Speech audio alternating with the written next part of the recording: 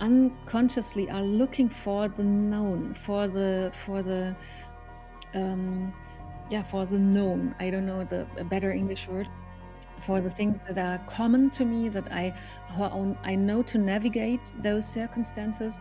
And this makes me feel safe because it's not so overwhelming, and I have answers, reactions, and patterns. Yeah, so safety is a big word, as we know, and that's a key point, that being in not good circumstances and adverse circumstances can feel safer than being in good circumstances for traumatized people. Today, I'm joined by Verena Koenig, who is a trauma therapist and author, a podcaster, and a trainer based in Germany. For over 20 years, Verena has worked at the intersection of trauma, relationships, and the nervous system. She is the author of Am I Traumatized? And Trauma and Relationships, and her podcasts and writing reach hundreds of thousands of people each week. Welcome back to Wired for Connection, a Polyvagal podcast. I'm your host. My name is Travis Goodman. Today, we explore appeasement and fawning, why the nervous system learns to keep others calm, and how healing helps us move toward choice, boundaries, and real connection. Verena, I am so excited to have you here on the Wired for Connection podcast, and excited to hear more about your work. And for those listeners who are new to your work, kind of what is your main focus right now, and who are you? First of all, I want to say thank you for being invited, for having me. I'm really honored to be in your podcast.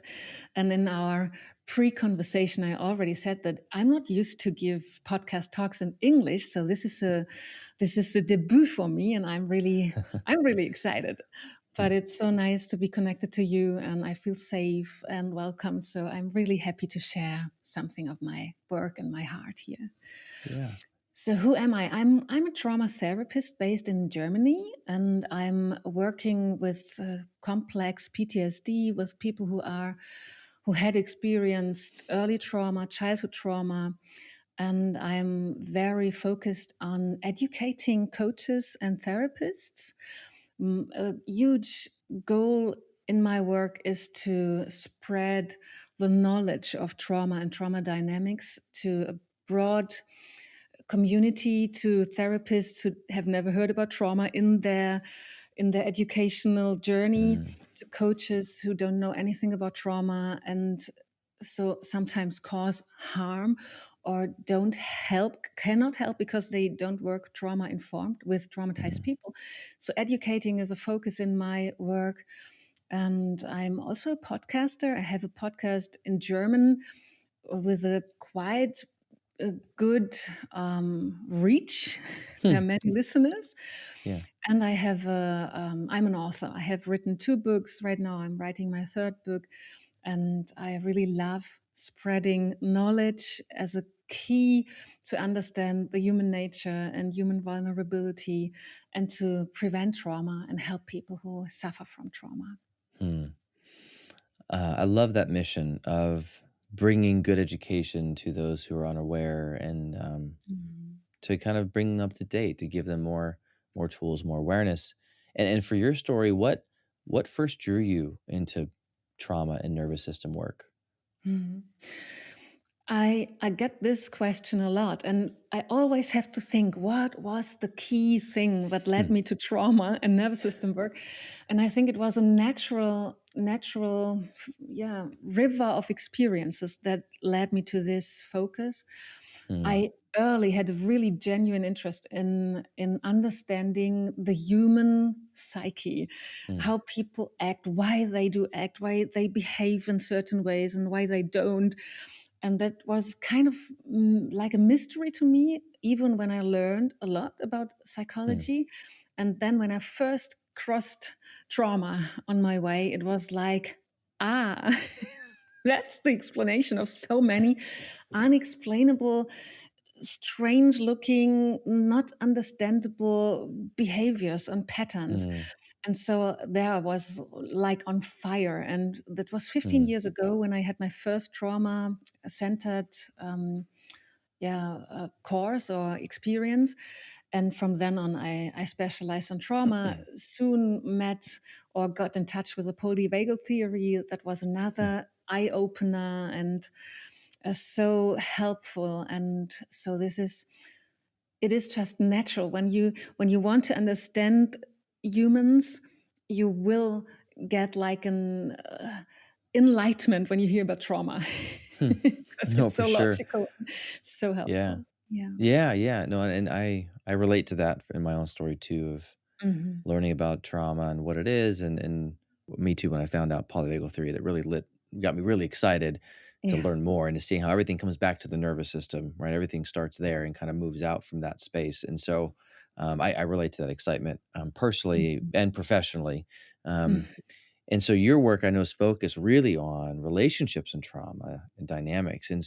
And I'm wondering if you could define for us, how would you explain and how would you define these words of appeasement, of fawning? Like, what do you mean by that?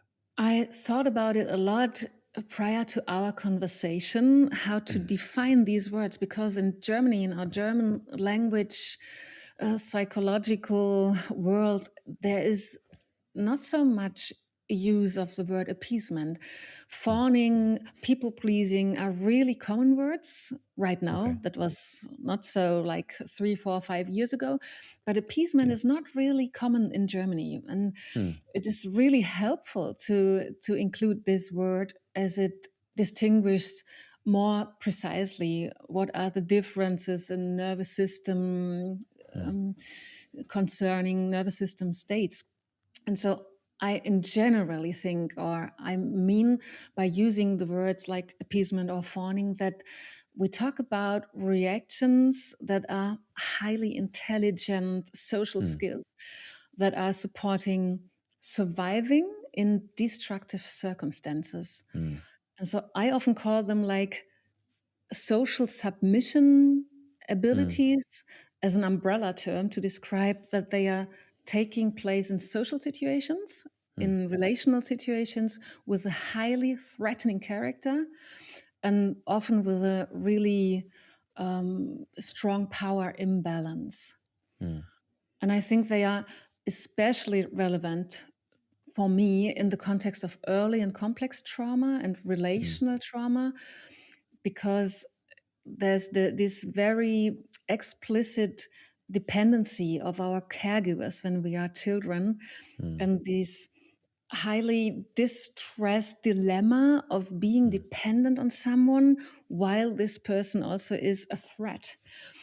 And here, yeah, our available threat responses or survival responses like fleeing, Hmm. fighting, they are not the solution because we are so dependent, Right. naturally dependent, not pathologically dependent. Yeah. And so the appeasement and fawning responses, which we can distinguish in our conversation a bit more, I think, they are really life saving and so intelligent, Hmm. and also a beautiful um, demonstration of our human spectrum, or yeah, spectrum of social skills and social nature. We are so Yeah. much socially primed that this is really important to have Yeah. this available. When I think of and I hear that, there's, I think, an important distinction, as children, right? There's some options that we don't always have or have the Mm. agency to do, and so these become a way of surviving or navigating, or both, the dynamic we find ourselves in. I've also heard it. Those attachment wounds is another term I've heard used. Attachment trauma, attachment wounds, or attachment deficits, to our primary caregivers, just to kind of like how I'm thinking about it as well. And so, could you, since you said this, could you define it a little more distinctly for those listening, of like an example of appeasement versus a fawn? What's the similarities and differences there? So I think they overlap a lot, but Yeah. it's possible to distinguish a bit. And I also oriented on Stephen Porges, on Stephen Porges's distinction here. So I relate to that, Hmm. and it still is not so easy to say, as these terms are not Oh, clearly right. defined scientifically. And so, in Yeah. my experience, appeasement is, so to say, more mature, maybe with more intellectual and strategic character, whilst fawning is more like a chronic form of social submission, where the affected person is sacrificing herself, also with the help of dissociation oftentimes. Yeah. So appeasement is probably more awake and optimistic, and fawning is more submissive and helpless, more connected to a dorsal vagal state. Yeah. Lots of dissociation is taking place, the dissociation of own needs, of the own self, maybe, which is really interesting when we think about how this is imprinting our nervous system, how this is shaping our nervous system concerning relational dynamics later in life and in adult relationships.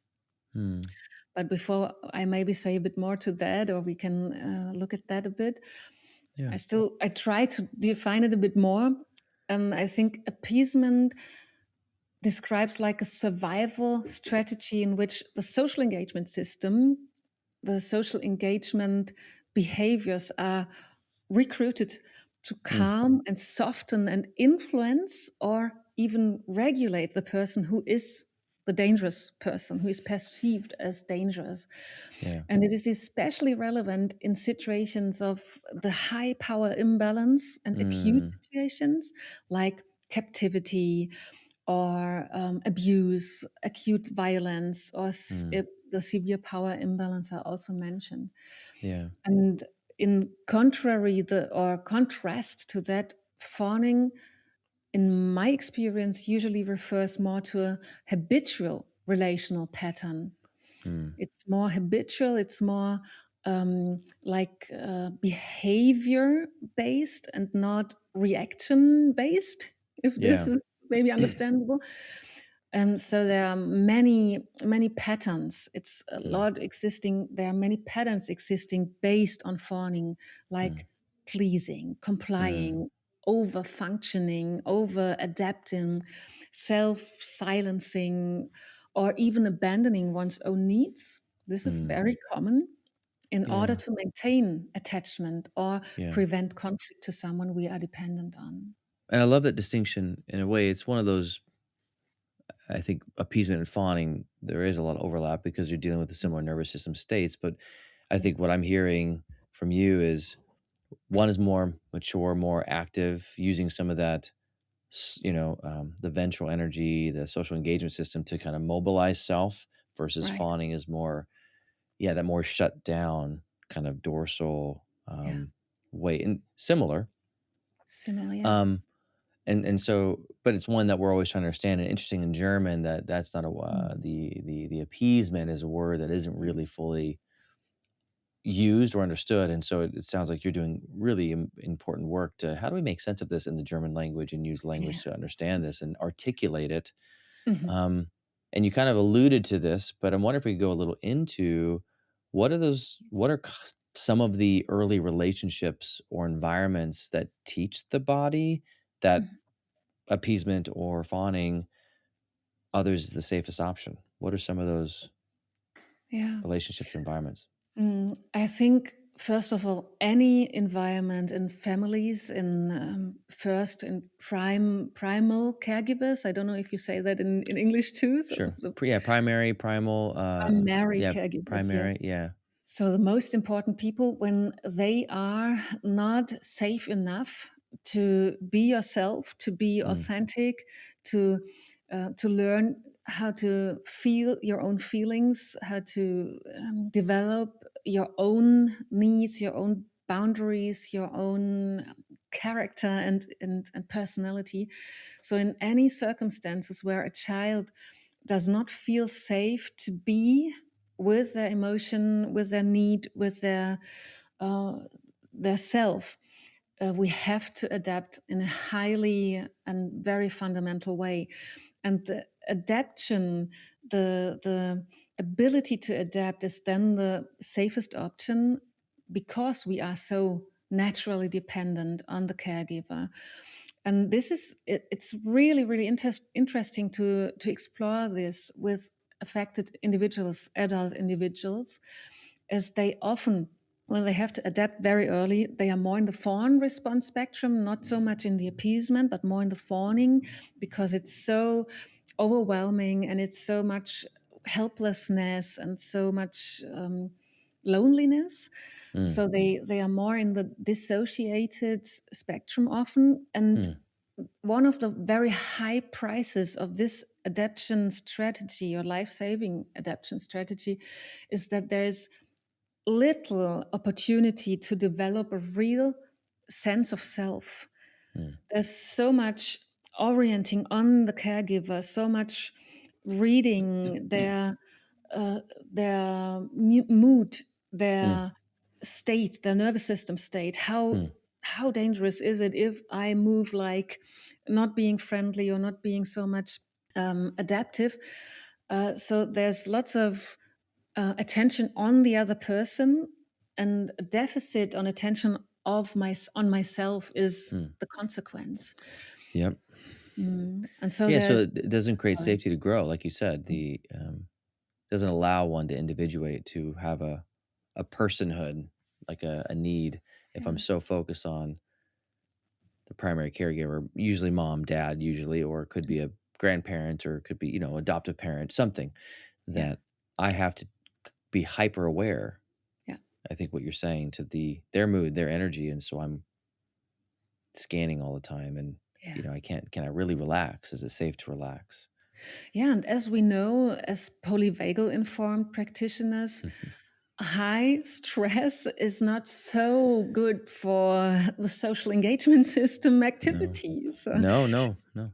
And it's a really fascinating ability of our human nature that we can, even under high stress, engage socially Mm, to save our life.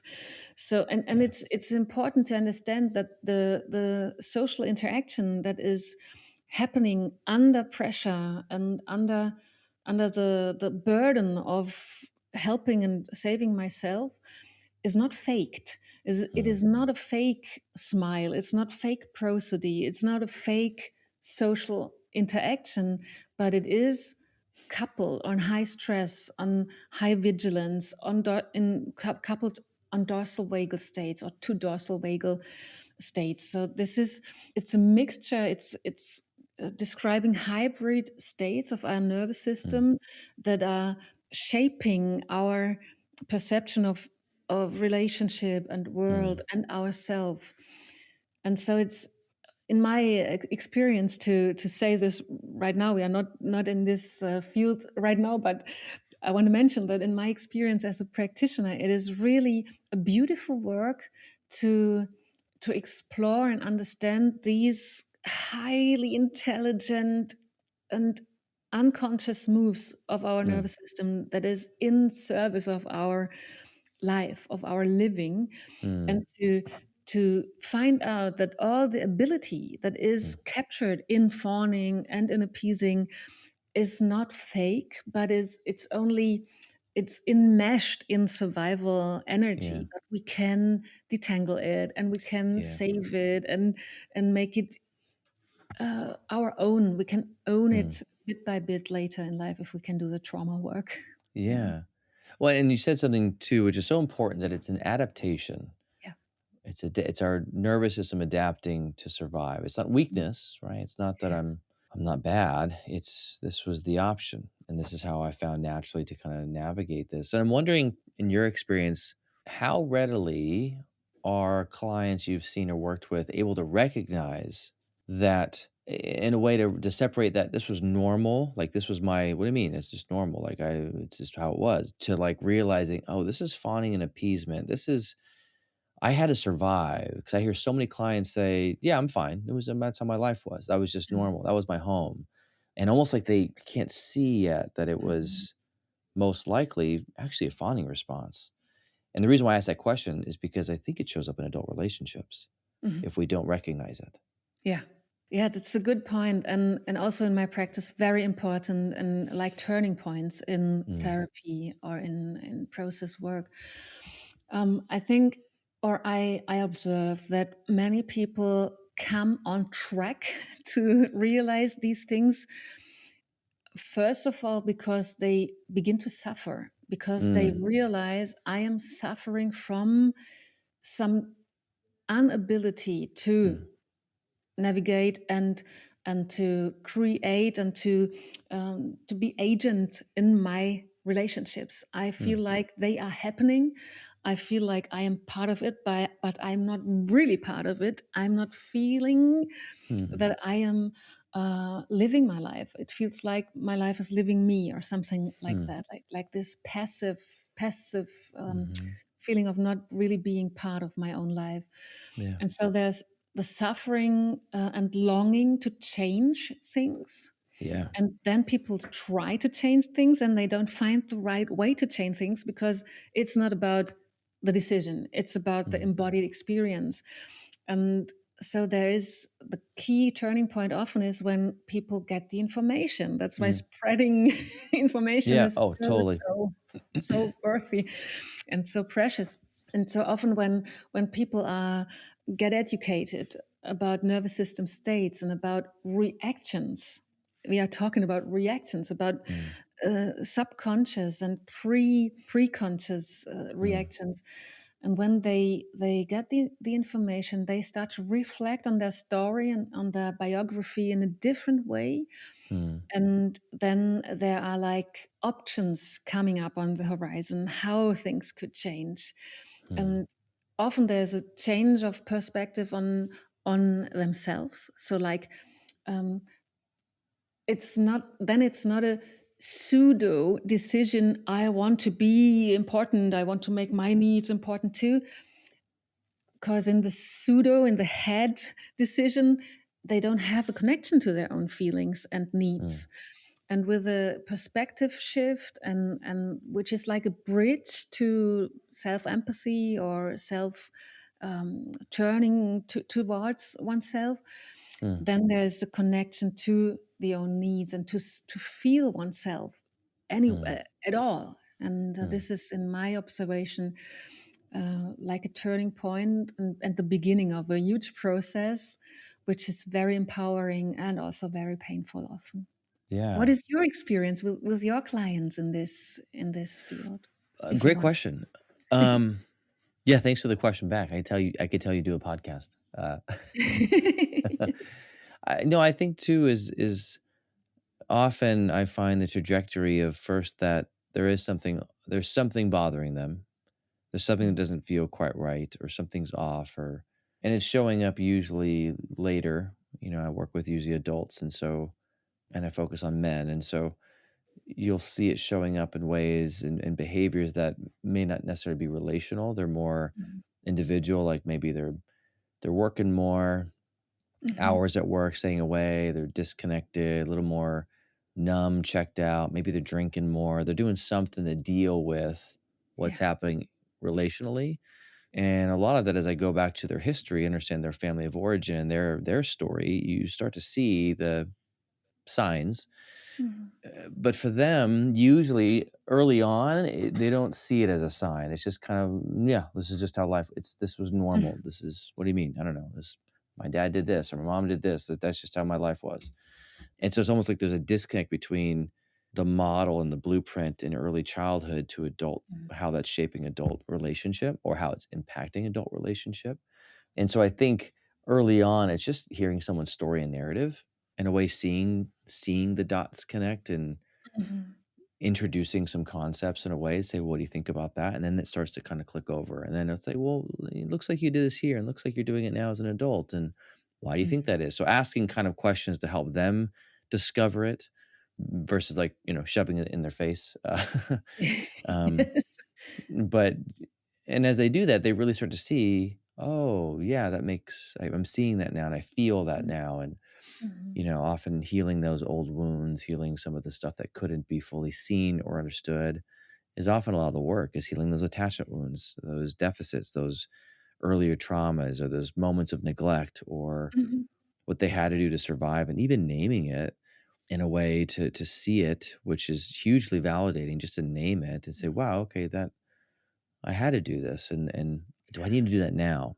right? And that's, I think, some of the growth is maybe the way in which I'm responding and reacting now Mhm. isn't so effective. But when I was 5, Mhm. 10, maybe that was the most safest, effective strategy.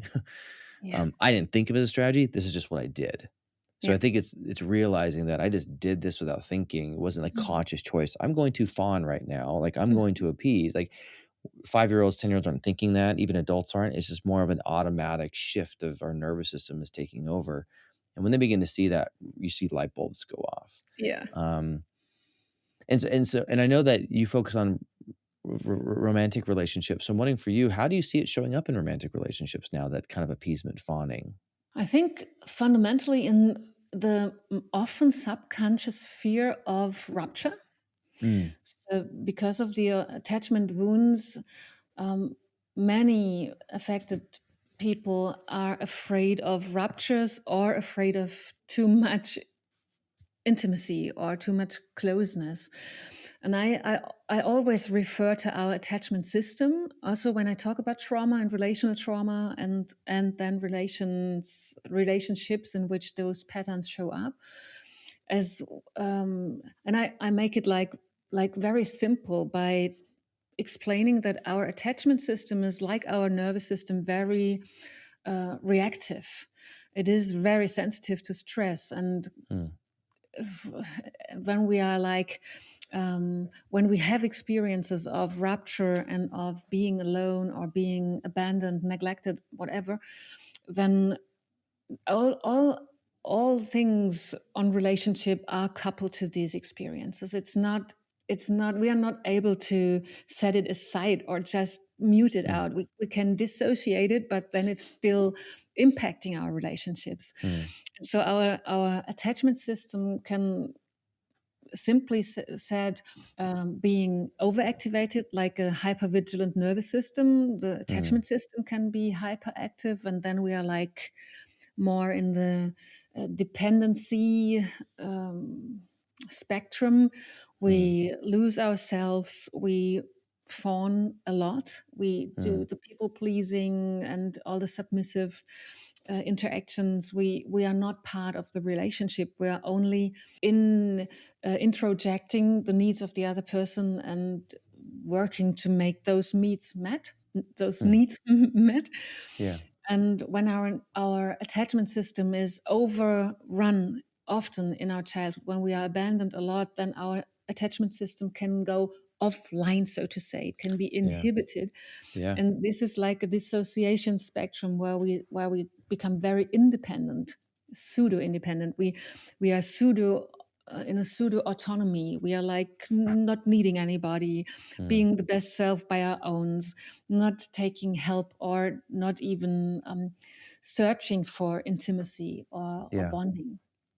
Yeah. And so in our adult relationships, I often see those patterns in very complex and intellectual or individually intelligent Hmm, ways. hmm, So, like people are showing something but feeling something else. They are mm, maybe very compliant, loving, caring, but they don't feel attached. They don't mm, feel bonding. They don't feel intimacy. They just are functioning, maintaining attachment or a relationship, but suffering to being nourished, being received, being held, being co-regulated. They do it all by their own, and yeah, and that leads to conflicts sooner or later.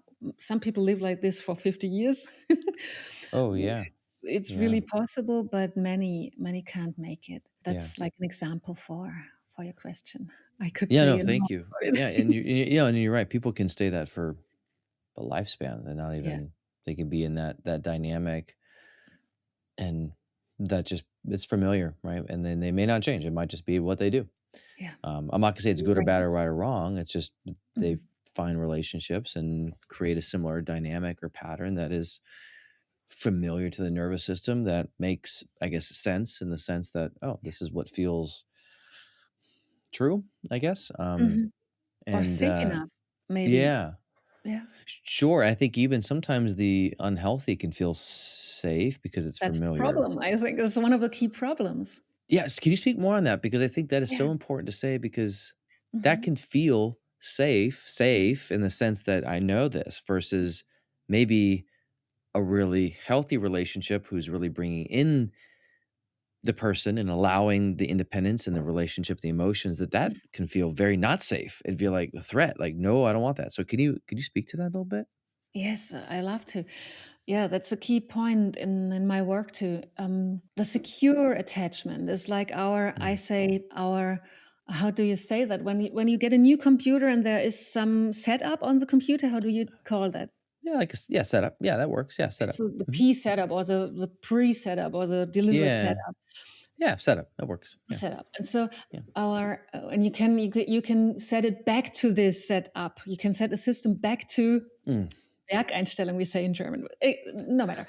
So what I want, I want to got, I say gotcha. is, You're good. what I want to say is that the secure attachment is our primary setup. This is how our Mm, system is set up. This is our biology, mm, and everything we do to survive not secure attachment in our childhood mm, is adaptive performance. It's high performance in adaptation, so to speak.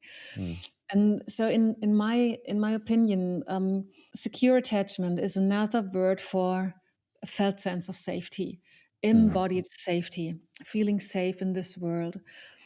And if we don't get this, if this is not our experience in our very important and very fundamental years of childhood, we have to find safety in quotes. Maybe you say that, yeah. mhm, Pseudo safety by adapting and by mm, finding strategies. And so the strategies and our subconscious patterns of behavior and of thinking and feeling become the like a space holder, like a the substitute for safety, for real sure, safety. sure. And this is very key for adults later in life to understand that the longing for a good feeling in life, for an Mm, embodied sense of a nice and safe life quality mhm, is feeling safe. We know that as polyvagal informed mm, practitioners. And so we find pseudo safety in our mm, adaptive performance, in our adaptive and life saving patterns. mhm, And it is a huge work and beautiful and challenging work to find out what real safety, sorry, what real oh, you're safety is. yeah, So, um, and to understand that being able to survive in destructive contexts mm, is feeling safe. This is really important to understand that we sometimes unconsciously are looking for the known, for the things that are common to me, that I know to navigate those circumstances, and this makes me feel safe because it's not so overwhelming, and I have answers. I have answers, reactions, and patterns. Yeah. So safety is a big word, as we know, and yeah, that's a key point. That being in not good circumstances, in adverse circumstances, can feel safer than being in good circumstances for traumatized people. and I think that also speaks to, like, the healing process or the Yeah. healing I call it the journey, right? That a Mhm. lot of times clients could come in and say, "Well, when should I feel better? Like, why is this taking so long? Or Mhm. it's not working," and, because I think to your point, relearning safety Mhm. it's like layers you gotta work through. It's not like a on-off switch of like, "Hey, I'm safe, not safe," because the nervous system can train itself to predict that this is, again, a healthy relationship. That feels riskier than, again, the known. This is more known, so it feels safe, but really Yeah. within that safety is pain, but to risk to go out of this, it takes repetition and work because you gotta trust. Mhm. It's a big risk for a lot of clients and Mhm. people to actually risk real safe relationship. And how do I actually show up? That's another piece too is I don't really know how to show up. What am I actually feeling? I think that's another growth areas, what am I actually experiencing that's true? That's actually me? Or is it just the person that I'm reading, and so I'm picking up that signal from them, and so I'm kind of feeling that, but what am I actually? And I think that's also a thing. It's almost like they have to relearn themselves of like, Yeah. what is Travis actually experiencing? I don't really know what I'm thinking or feeling. And so I think the healing journey is it takes time. I mean, I'm curious your thought on that. Yeah. Um, I totally agree. And I experienced that the healing journey is like a journey to get to know oneself. mm, As like as you said right now, we often don't know what we are feeling and if our feelings are reactions to something, like right. a fawn reaction. I'm adapting, or is it a real longing, a real wish from my inner self? Mm, And especially in complex trauma, in early childhood trauma, where people are so much surviving through adaptation, it is a real journey to explore own needs, own mm, boundaries, own like skills and characteristics of a deep true self.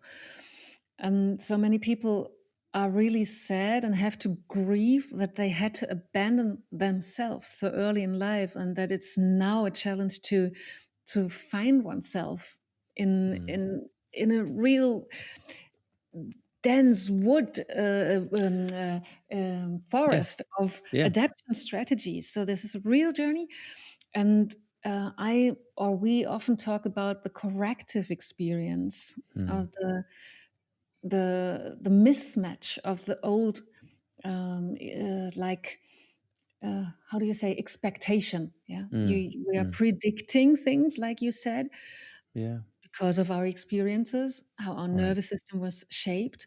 And now we have to find the healing mismatch. That's Yeah. a Yeah. tongue breaker. Yeah. And the corrective experience is really important. And this is also something that is really important in our therapeutic practices, that we are the ones, the Mm, people, the person, the human being who can embody safety and offer a mm, secure attachment, some to be someone who is a safe haven mm. to make some corrective experiences. And I think that's why it could take it's a journey, getting to know It self. I think what you said is a journey to getting to know self, and that could take time, more than a week, I would say. You sometimes know, more than a week. and I think sometimes we live in a world that has a lot of promises of healing and Oh yeah. healing nervous system stuff, but a lot of overpromise, I would say, in Mm, our social media world that we live in. I think there's a lot of good, but some stuff that just overpromises and things that are just not really accurate. Because I think the real work is time. It's really is a journey of yeah. self-discovery and what is actually true, and almost like learning a new language again, and then learning to trust people. And how do I actually do that? I mean, I think that's what I'm thinking of is when you're doing the work with people, and I know you talked of the corrective experience. I think you're talking about yourself, like sitting with someone, like I'm more of that grounded self, and they're borrowing from me, much like a child borrows from a parent. Mm, I heard it said, I think Tina Bryson said this, or Dr. Dan Siegel, is that mm, like our kids borrow our mm. prefrontal cortex, right? Mhm. When they're Yeah. still learning. And in a way, I think our clients borrow our nervous system, but Mm, that still may, for a while, may still feel like a threat and not okay, like it's a risk for them. And I think mm. some clients, but even if it's safe, they'll leave a healthy relationship, right?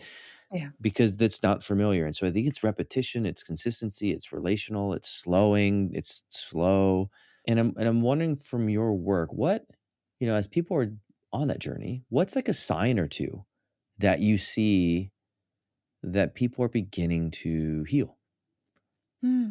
I think very common signs, signs that show up often and get really um, tangible, that Hmm. can be really identified, Yeah. are the shifts in self awareness Hmm. and self dialogue. Maybe you can call it.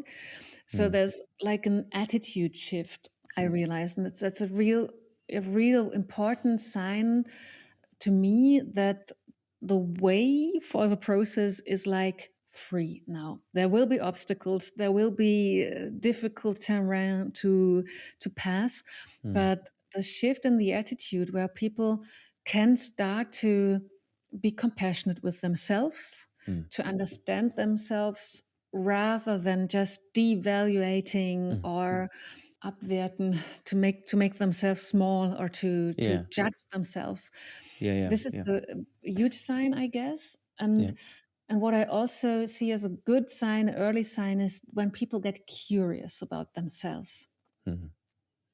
I would Yeah. agree, Verena, Hmm. that I too would. I mean, absolutely. I think that more curious and more self compassion rather than just utter criticism, self deprecation, judgment, Yeah. You find the fear, right English shame. words I missed. Yes. No, you're fine. You're doing great. So I think that's what I see is that's Mhm. and not that they're always curious, not that they're always compassionate, but you're seeing more that's it's more of that's beginning to come in to their mind and their body, which allows them to step into that place versus just total deprecation, shame. You know, and that's a process though. But I agree, that's a great sign. And so for those that are listening, hey, that's a great sign that you're well on your way. And but that's still a journey. I mean, it's still a process, but when you start to see that curiousness and that more grounded self lead, you really start to see the ability, I think, to kind of hold perspective of like, hold on, there's a part of me that's feeling like fawning or appeasing or shutting down. And I'm able to kind of observe that and say, well, what is it trying to do for me? How's it trying to help? And do I really need to do that anymore? Mm. Do I Mm. actually have to do this? Or can I actually say something? Can I actually show up? And I mean, that's a process in and of itself is to be able to Yeah. have this ability to notice. And Dr. Porges talks about this is like almost it's the regaining of nervous system flexibility. Yeah. Exactly. Is ooh, I'm noticing I'm in this state. I'm noticing my nervous system is stuck or in this one of these states or blended state. And okay, I can now see it versus I'm in it, right? I think you said I'm lost in the thick of the woods of the forest. Like I Mhm. can't see, more than like a few feet in front of me. Now I'm like, hold on, I can now have a perspective. And I think that's also you start to see shifts in people Oh, when that yes. occurs. Yeah, you said so many very important things in a beautiful way. And I would like to emphasize two of them again. Please do. You just described that in this process, in this time we are starting to create, the social engagement system is much more coming online in this Mm, process yeah. and not under pressure, not under Mm, threat, like in fawning and appeasing, but in a safe moment. mm, And this is like neuroplasticity in its best way. And this is where change happens. mm, And the other very important thing you said is the term some part of me is feeling this or mm, thinking this. mm, And I'm working lots with ego states. I'm doing mm, ego state therapy in my trauma work. And this is also a really helpful shift when people are able to like distinguish that it's mm, not the whole identity to feel like that or act like that or think like that, but that there is something else mm, inside of them, mm, like the one that is observing, the one that is starting to feel different, the one is mm. starting to feel compassionate with other parts. And Yeah. I find it very, very precious to utilize this possibility to think in parts, Mm, to not to scatter our personality or make dissociation beautiful, but to unify and yeah. to make links where prior times there was no link but only dissociation, and therefore no option, Mm, no agency, yeah. no other choice. And you Yeah. just emphasized the ability to choose. Like, do I Mm, want to act like this? Do I yeah. want to make this decision again? Or Mm, can I do something new and different in mm. small steps? Yeah. Yeah. which is the regaining of agency, or recognizing that they do have agency. And I think that's also a sign too that I think you saw, that not only compassionate and curiosity, but the realization that I can actually choose. I don't have to just be automatic and go with whatever I'm feeling, but I could, and I guess to quote Deb Dana's work, is use discernment Yeah. to notice what state I'm in and to ask that question: is this state I'm in, Mhm.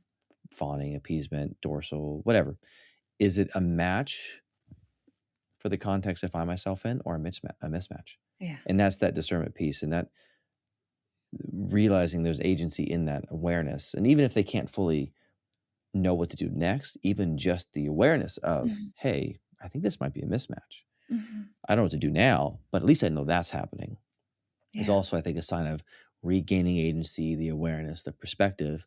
And again, the journey, and I will also say, do the journey with everybody, that while there's a lot of similarities, people's healing journey, it's also unique to the individual. There's no Mhm. one. I can't say it's gonna take you a month or 2 or 3. It could. It might take 3 or 4 or 5 years. I don't really, I personally don't know. I've worked with clients on both ends of that it's been years, and some that are, and it's not that if it goes quick or slow, it's good or bad. It's just different. Yeah. And not linear. No, it's definitely not linear. It's Mhm. kind of up and down, up and down, up and down, and, Mhm. everyone's journey is unique.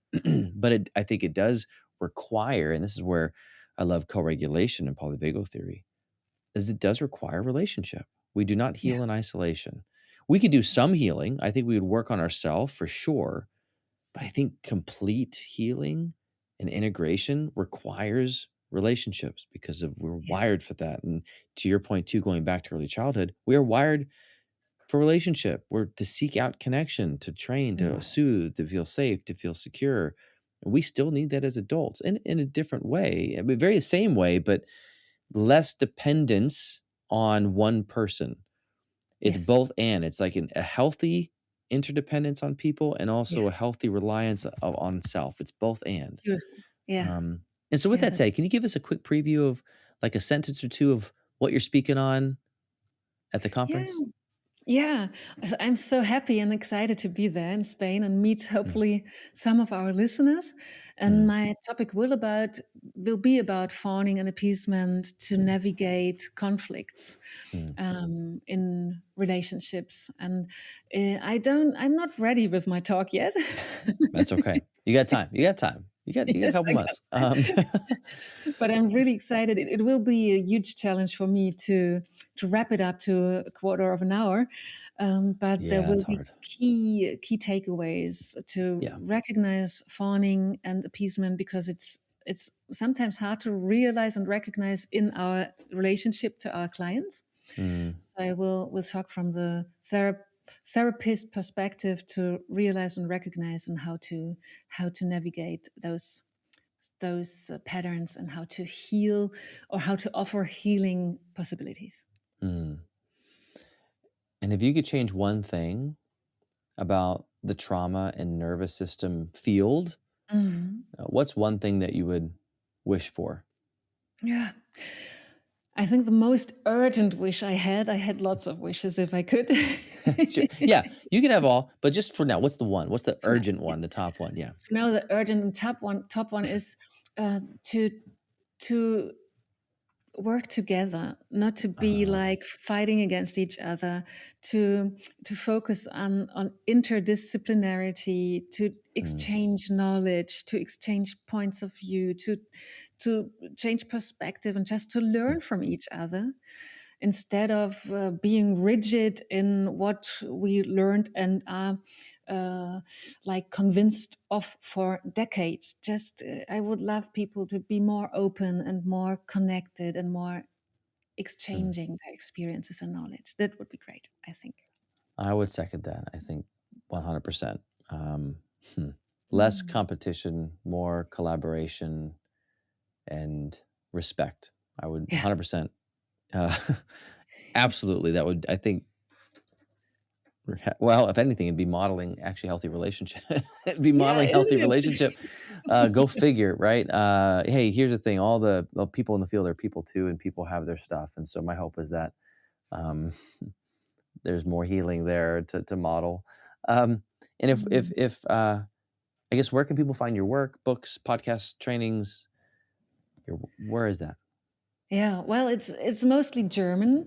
I'm not so much international still. That's okay. But if someone is German speaking, or if someone wants to translate via YouTube translation AI, you can find my work by Googling or looking up for my name. And then you can find my work, which is education courses, online courses, books, and free audio courses and meditations. Yeah. Well, Verena, I thank you so much for your time, and blessings on your journey over the next few months of getting everything ready for the conference, and also all the work that you're doing and helping spread good information and education around these topics. So thank you for your work, and blessings today. Thank you so much for having me here. I really enjoyed our conversation and connection. Thank you so much. Thanks for listening to Wired for Connection, a Polyvagal podcast produced by Polyvagal Institute. New episodes of this podcast are published monthly. Follow Polyvagal Institute on social media to learn more about upcoming guests and episode release dates. To learn more about Polyvagal Theory and support PVI on their mission to create a safer and more connected world, visit their website at polyvagal.org.